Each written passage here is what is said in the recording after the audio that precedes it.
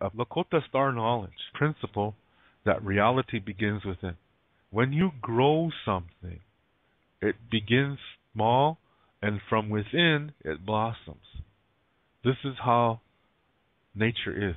This is how the universe is. The universe was like a flower. In the beginning, it was like a seed, and then it blossomed. Yeah, it grew to what it is now. This is not the first time. The bottom line is it begins within. So therefore, we say reality begins within. So before you can understand what the universe out there, you've got to understand the universe inside you, because that's where it begins. So this involves taking care of yourself physically, mentally, spiritually, and emotionally, because these four parts are connected to each other. And in the center is your reality. That's where it's beginning. Yeah, that's the sacred center. And this is also where a piece of Grandmother Earth is living inside of you. Yeah, and so when you live this way, you're honoring Grandmother Earth. You're nurturing the connection to Grandmother Earth, and she will help you. She's there to help you. She's there to listen to you. When there's danger, she will. When it's catastrophic danger, global catastrophic danger, should that day ever come, this is where she tells you where to go for safety. See, this is why it's important. It's really about living in harmony within yourself, and then this helps you to live in harmony with everything around you. Now, living in harmony does not mean everybody agrees. Sometimes we're going to disagree, and that's okay. As long as we don't force our ideas down each other's throats, it's okay. We can agree to disagree, and that's still respect. Okay? So, when you live this way, it includes getting to know yourself, taking that time. You're coming to peace with the things that bothered you in your past. You face them, and you learn from it. And so all the emotions that came with those experiences, they come again, but you face them this time. You examine the situation again, and you learn from it. You make the most of it. And then peace comes, and those emotions go away. And you gain wisdom, knowledge, and like I said, peace. These are blessings. And when you do this process, this helps you to stay in the present moment. The present moment is the best place to be to tackle future difficulties. Difficulties are a part of life. They are not bad, because like I just explained, when you make the most of it and learn from it, they transform into blessings.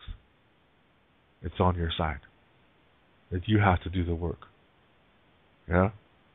And doing this nurtures that peace that's inside of you, and you see more of reality, and you see more blessings that were in front of you the whole time. But the more you live in this healthy way, the more of reality you can comprehend. And then you see blessings more than you could before. And you enjoy good memories that happened to you in your past. That's medicine. This is a healing way. Yeah, this is the way to live. This is what's called Sicangu Luta. Luta is the color for red that describes anything alive. Yeah, and this red represents not Indians. It represents life. When things are born, the color red is really, really there. You see what I mean? So when people say Sicangu Luta, the red road, the Indian way, then that's not true. The four colors of the medicine can be used to represent certain things, but not people. Yeah, in Lakota Star Knowledge, it says that in the beginning there was only one continent, and upon this continent were 5 groups of people. They were not known for their skin color, because when we were created, we didn't have skin color. Where we settled on this continent, we lived there for millions of years. And during that time period, our bodies adapted to the land that we lived on. So some people became darker, some people became lighter. Some people, their hair changed a different way. Their eye colors changed a different way. The reason why is because they were adapting to the land they lived on, and also this was connected to their distance from the sun. So that's all exterior. That's not the important part. It's beautiful, but that's not the important part. The important part is what's inside, because reality begins within. See? So when you live this way, then you start to communicating in a healthy way. And that includes difficult things. You communicate in a healthy way concerning that. And when people communicate to you, you process that in a healthy way. You learn things like that we must give and receive. We need our weaknesses just as much as we need our strengths. Negative and positive are only two different schools of learning. Nothing is good or bad. It's all about living, enjoying, loving. That's what it's about. Yeah, so this living this way keeps you in the present moment, and this is what influences your future. Yeah, you have power over your future. It's based on your current thoughts right now. So that means if you are in the present moment as much as possible, you can really influence your future in a healthy way. Or unhealthy too. Like some people always saying to themselves, gee, nothing good ever happens to me. Geez, I'm just funny looking. Gee, they constantly put themselves down. They're setting their future up based on those thought patterns. Do you see what I mean? But also, another thing that we learn too is that, let me comment on these other things. The reason why we need weaknesses is because they show us areas in our life that need attention, that need tending to. If we don't have weaknesses, we will become overconfident, and then we will make bad decisions. Weaknesses help us make good decisions. Yeah? Healthy decisions, I should say. And same thing for, what was the other one that I said? To give and to receive. We need to do both. Our lungs teach us that with every breath. Now, some ideologies say it's better to give than to receive. So that's like exhaling all the time. Try that. You're not going to last that long. See, our body is teaching us things too. So we do both, yeah? When somebody offers you something, you receive it and enjoy it. Yeah, because we need to learn to do both. If we just say it's better to give, then what does that mean concerning the people who receive from you?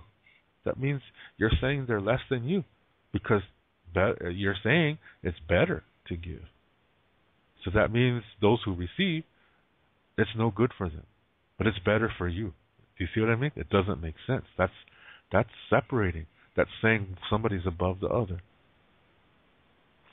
So what I'm stating here, this is the way of the ancestors, the original humans. Yeah, they called themselves Ikje Oyate, because they discovered upon meeting each other, they discover that the same kind of things that make them laugh, get angry, get scared, get sad, make everyone the same way. Everybody feels the same at these kind of things. Yeah, somebody's just sitting there and an apple hits him on the head for no reason, and people start laughing. You see what I mean? We laugh at the same kind of things. We cry at the same kind of things. We get angry at the same kind of things, and we get scared at the same kind of things. Yeah, and we all need earth, wind, fire, and water to live. And when we see each other's children, and maybe we marry into other groups, and we see the children as they're born, we realize, hey, they all speak the same language. This is what we have in common. All of that is coming from the inside. We laugh at the same things. That's coming from inside. This is where we are common. Huh? So that's the reason why we call ourselves Ikje Oyate, human being, common people. Because we have all these things in common. And like I said, it's where we settled where the different groups of people settled on this one giant continent. After living there for millions of years, their bodies adapt to that area. And that's going to result in some people being darker skinned than others. Different hair colors, eye colors. That's the result of that. That we were not created like that. That's how we developed. And that's just the outer part. But what's inside is more important. Yeah? Because without the inside, the outside it goes crazy. The outside will die. So the inside has to be healthy. In our culture, we have a symbol called the medicine wheel, and this represents 4 things that connect to each other, so that what happens to one part affects the others. If one part is neglected, the other parts become sick too. If there's too much focus on one part, the other 3 parts go down, and eventually they bring the 4th part down. So it's best to nurture all 4 parts. And in the center is the sacred center. See, it's like you're a medicine wheel, is what it's saying. Yeah, your physical, your mental, your emotional, and your spiritual. These are the 4 parts of your medicine wheel. You are a medicine wheel. You are a blessing. So when you live this way, you fulfill your role and potential as a blessing. So it all begins within you. And this has nothing to do with what language you speak, what culture you are, what color your skin is. It has to do with how you are deep, deep down inside of you. How you take care of yourself. How do you communicate? How do you learn from difficulties? How do you enjoy blessings? All of that is important. You do that in a healthy way, that's walking the red road. Yeah? And when you are this way, see, there's now another concept comes in called like attracts like. So when you are this way, you will attract somebody similar too. So your friendships are healthy, your relationships are healthy. And remember, what happens to you in your life, sometimes difficulties come. That's because nature is this way. Nature is just this way. The universe is this way. Sometimes rugged things happen out of the blue. So you have to just take a step back and take a deep breath and take a drink of water or whatever, and then say, okay, I'm gonna check this out. I gotta get a handle on this. I gotta learn from this. I gotta examine this all from every perspective that I can think of. And I gotta learn. I gotta make the best so I can accept it and come to peace with it. And then whatever emotions came with that experience are going to leave. And you'll have peace, knowledge, and wisdom. You transform it into a blessing. That's what nature is like. So we have to do this, learn from it. That's the best thing we could do. That's the healthiest thing we can do, is learn from it. Otherwise, if we don't, we get tossed around the wind like a tumbleweed. And we just get tossed here and there, and nothing seems to go right, and next thing you know, we end up in a shithole. We're stuck in a shithole. So, it's best to start learning. It's never too late. To start learning and making the best out of our situation. This is the way of the ancestors. This is their way. It involves no ceremonies. It does not involve any sacred items. It doesn't involve any prayers or, sacred songs or anything like that. It's all about learning to live with yourself and nature. Sometimes nature throws us a curveball. We end up in a loop, and it's like, hey, wait a minute, what's this? And it's something just out of the blue.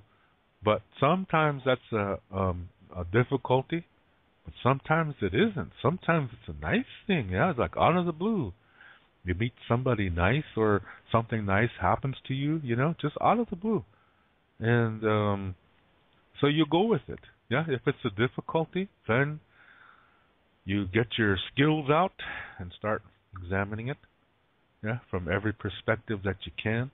Start making the best of the situation. Start learning from it, and eventually you'll come to acceptance. And whatever emotions came with it, they're going to leave. You got peace coming in. You gain knowledge and wisdom as well. Just like you did with other difficulties. You do the same thing. And when it's a blessing, you enjoy it. Yeah, enjoy it until the next experience comes. This is what it's about. Yeah, this is a way of life. Some people call this establishing and maintaining the seventh direction. You are the seventh direction. The other six are beginning at the west, then going to the north, then east and south. And sometimes people, for the fifth one, they say above, and for the sixth, they say the earth. Some people reverse that. Yeah, some people say the earth is the fifth one, and some people say the above is the sixth one. It doesn't matter. Yeah, but the first four are in order. Yeah, west, north, east, south, and the seventh in the middle, being you, the sacred center. Yeah, where your reality begins. And some people call it by other names too. Yeah, and it doesn't matter what you call it. What matters is that you live it. Yeah, that you live these principles, and it's going to show in your communication, because the way you live creates an energy inside of you, and people are going to feel it. So when you're living a healthy way, people are going to feel good when you come around. They may not even know you, but they just get a kind of a nice feeling. Yeah. So you keep this in mind. Yeah, this is just the foundation. Yeah, like I said, this is the foundation to this show. This is the foundation of that our ancestors lived, and so this was for everyone. Like I said, there's no ceremonies involved. There's no sacred pipes or books or rocks or whatever. It's all about how you live. That is the beginning. Yeah.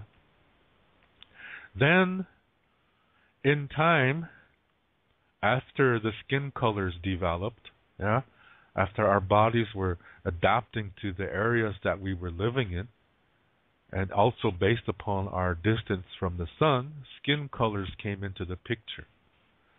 And then the focus shifted away from the sacred centers to the skin colors. Then we brought duality in. And we started to think, hey, those guys I don't like their skin color. They're no good. I don't trust them. Right away, yeah? And then so, now we bring in something called duality. This is when another group tries to oppress the other one by saying, our way is right. Our way is the only way. We know what's wrong with your way, and we know what's best for you because we're smarter than you. Just follow our way. So from this way of thinking, we get religion, we get science. Science tells you what is real by saying, if we can't prove it, then it's not real. Yeah. Whereas religion is saying, hey, we have these rules, and if you follow them, you end up in a good place, and if you don't, you end up in a hell where you burn forever. So it's a scare tactic. Both ways control people. Yeah. And we end up with racism, which everybody knows. We end up with paternalism, where we say, yeah, we're smarter than you, so just follow our way. Yeah, we're more educated than you, and so just do it our way, and we know, because we know what's right for you. Yeah, you guys are just dumb Indians, so we know. But we know. See, that's paternalism, and that leads to racism.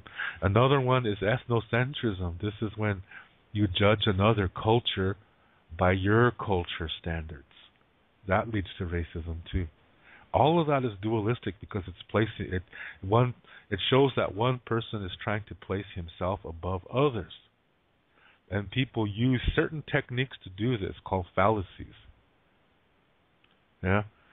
For example, one is the appeal to authority fallacy. In this one, you talk in such a way so as to try to get other people to consider you an authority. Indians do this all the time. This breaks the natural law of humility, of wahwala. Today, a lot of young Indians, they'll say, yeah, I'm descended from Chief so-and-so. I got 2 Indian names. I come from a long line of medicine men, and all this and all that, and this is not humility. This is not humble whatsoever. This is not the ancient way of communicating. You cannot rest upon the deeds of your ancestors. You have to make your own deeds. Yeah, you have to earn that honor.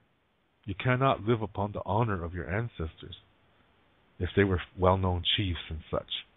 Yeah, and really, a medicine man cannot. It's not a father-son business, is what I'm saying. Yeah, this is not a genetic thing. It's something completely different. So when somebody says they come from a long line of medicine, they're bullshitting. They're just making it up. And another one that people say is that I have been raised by my elders, and my elders told me, and that's not true. And even if it was true, let me give you a little information here. In the early days of the reservation, which was the late 1800s, the government wanted the Indians to not be Indian. So it was illegal, yeah? The reservations were like prison camps. You couldn't leave. And it was against the law to speak your language in public and do ceremonies. And we were not allowed to eat the food that our bodies are used to, so we had to eat what the government sent us, which was high fatty foods, carbohydrates and starches really too high. So we developed high blood pressure, hypertension, heart disease, and things like that. So we became ill physically, emotionally, and spiritually. That leaves one more part, your mind. Yeah. So our minds became weak because of this. Then the priests came to the reservations and said, hey, your Indian ways conflict with the Bible. That means your Indian ways come from the devil. In our weak minds, we accepted that. And anybody who didn't accept it was sent to a mental asylum in Canton, South Dakota. They were sent there to die. Yeah? That's what happened. That's American history. So, children who were born in the 1910s and 20s, they were born in extremely strong Christian households on the reservation. They were not traditional. And when those people, they went to boarding schools where even if they talked about, the reservation, they were beaten, they were humiliated, they were murdered, they were molested by, really wicked teachers and school officials. A lot of children died in these schools, and the graves are unmarked, and it's a horrible time. So the ones who made it through there, they grew up in these schools, so they didn't really receive healthy parenting. Well, their parents were dualistic anyway. Christianity is dualism. Yeah. So all these boarding school kids, the ones who made it through, all they learned was abuse, because that's what they saw all around them. They learned how to manipulate just like they were manipulated. Yeah? They learned how to oppress one another because they were oppressed. So they grew up. Some of them had a hard time dealing with it, so they turned to alcohol and later drugs, abusing others they considered weaker than themselves. And others just shut off. They really became introverts, but they never dealt with this trauma. They had post-traumatic stress disorder. Those are the elders of today. So if you were raised by your elders, you were raised by people who have post-traumatic stress disorder. They have no knowledge of Lakota Star knowledge because they were born into Christian households. They didn't get a chance. And a lot of them can't speak Lakota because it was against the law back then. You see what I mean? Today's elders are not the connection to the ancient past. They're a connection to a very, very difficult time in our history. So when somebody says, I was raised by my elders, that doesn't mean anything. But people say that as if they have authority on things. You see what I mean? That's the fallacy. Appeal to authority fallacy. That's an example of what I mean. Elevating oneself above others. This is not the Lakota way, because that violates the law of Wahwala, humility. So here, like I said, these are examples of how we've become on the reservation today. So, and then, but before the reservation, like I said, as peoples around the world started separating themselves away from other people because of skin color or whatever, then they start focusing, even more on the outside, and they come up with ceremonies. They come up with sacred items and build stories around them, and hide them, so people, will think that they really are sacred, things like that. There's a really good movie called The Village. If you haven't seen it, I think it's called The Village. Yeah, it's very similar. It explains basically, it's an experiment, and it shows you this is what humans did all over the world. Yeah, to get people to stay focused on their skin color and away from their sacred centers. And then, like I said, that results in people oppressing one another. And this is the way the world came to the condition that it is today, the human condition. It's all because of duality. And Indians do it against each other too. Yeah? They focus on that outer exterior. They'll say, you guys are mixed bloods. That means you're not really Indian. You see, it's focusing on the exterior. That's not important. What's important is the interior, where your sacred center is. Your sacred center is not in your skin color. It's not in your language. It's inside of you. That's where your reality begins. And a lot of people in this world have no idea that Indians went through a horrible experience beginning in the late 1800s up until now. They don't realize that we've basically lost our language and most of our culture. And so what does that make us today? Because what makes your culture is your language and your traditions. And if you don't have those anymore, then what are you? Then is that even important? Because remember what I said at the very beginning. Life begins within. Reality begins within. When you live this healthy way, you know that difficulties come and that they play a healthy role in your life because you learn things from them, you gain wisdom from them, and you can use that to help others. Yeah? That happens to you individually, but when you enter a friendship or a relationship with another healthy person, there will be things like that will happen to the connection. So your friendship may go through a difficulty, but that both of you, if you're healthy, you'll know how to transform that into a situation where the friendship becomes stronger. Same thing for relationships. Both of you are this way, you'll both see it as an opportunity to strengthen the love you have for one another. That's beautiful. Yeah? So we don't see difficulty as a bad thing. It's a difficulty. That doesn't mean it's bad. It just means that it's a time of learning. It's a time of appreciation. It's a time of humility. Time to honor yourself, others, Grandmother Earth. Yeah? So that's what it's about. But don't forget humor. Yeah, humor is crucial to our existence, and so it's okay to laugh sometimes. And it's okay to cry sometimes, and it's okay to be angry. It's okay to be sad. Just don't stay in it, because when people are dualistic when they, one of their attributes is that they live in the emotion, and when they live in the emotion, this blocks their comprehension of reality.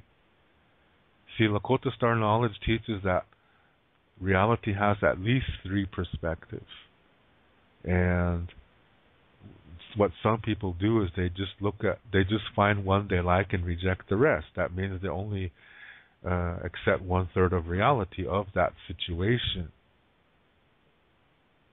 If they live this way all the time, they really can become thick-headed and closed-minded. And you try to explain clarity to them, they can't get it because they're not able to. They're dualistic. So the other parts they reject, the other two parts they reject and call that one bad part. And then they'll say, this is the good part. You see? That's duality.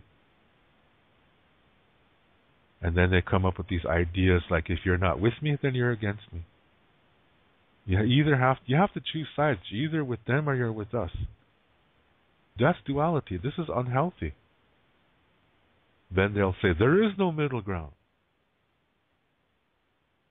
The middle ground is there. It's crucial that it's there. That's neutrality. That's peace. That's where we're supposed to be striving to be. Sometimes we go on one side, sometimes we go on the other. That's to learn. That's to enjoy. One side is to learn, the other side is to enjoy. But we always have to come back to the center. That's where peace is. Peace is not happiness. Peace is peace. To be, to exist. The universe is founded upon these same concepts. Now think about it. If you just said there's just two sides, yeah, the good side and the bad side, and you call that negative and positive. If the universe were founded only on negative and positive, this would be one messed up universe. Because there would be chaos everywhere. Nothing but chaos. Eventually it's going to destroy itself. That's what happens in duality. One side becomes the oppressors, the other side becomes the victims. They all have the same thing in common. Low self-esteem, low self-worth, emotional insecurity, inferiority complexes. This is why they feel the need to put others down that they don't like, that they disagree with. So they use tactics like humiliation. You see that on Facebook all the time. People always trying to out-humiliate each other. That's really unhealthy communication. That's going to come back to them 4 times as strong. That's the natural law of generosity. How you communicate comes back to you 4 times as strong.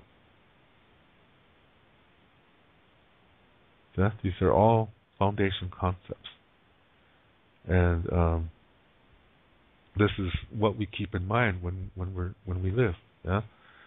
And duality is a man-made concept, and this is the result of what happens when we focus on like our skin color, yeah, and then we develop, our own man-made belief systems to control others, to get others to join us, to strengthen our army, so to speak, so we can oppress others that we don't like. That is all duality, and like I said, a lot of things that come from that are religions, sciences, and it's all about controlling people and getting you to enslave yourself. Yeah? So when you follow a dualized system, I just explained to you, that a few minutes ago, that you're only seeing a part of reality because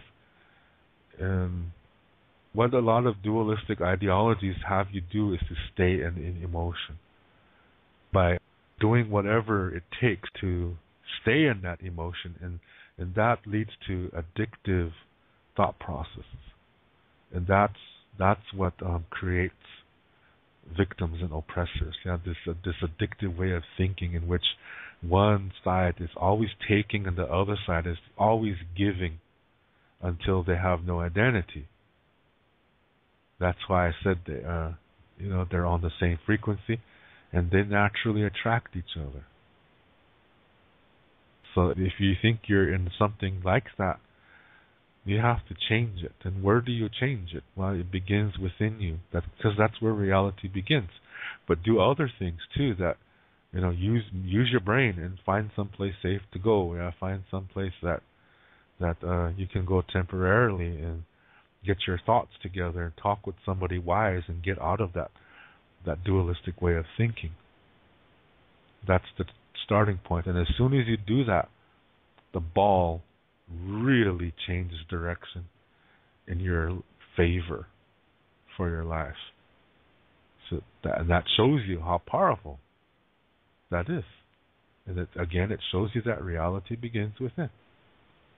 It describes the way to live, yeah, and because of this, like I said, the focus is on within you, and there is no race or culture within you. It's that race and culture begins from your skin color, yeah, but the reality begins from within you. So this is for everybody. That's why this show is international. That's why I play music from different countries. And that's also why I have a lot of friends from all over the world. Like attracts like.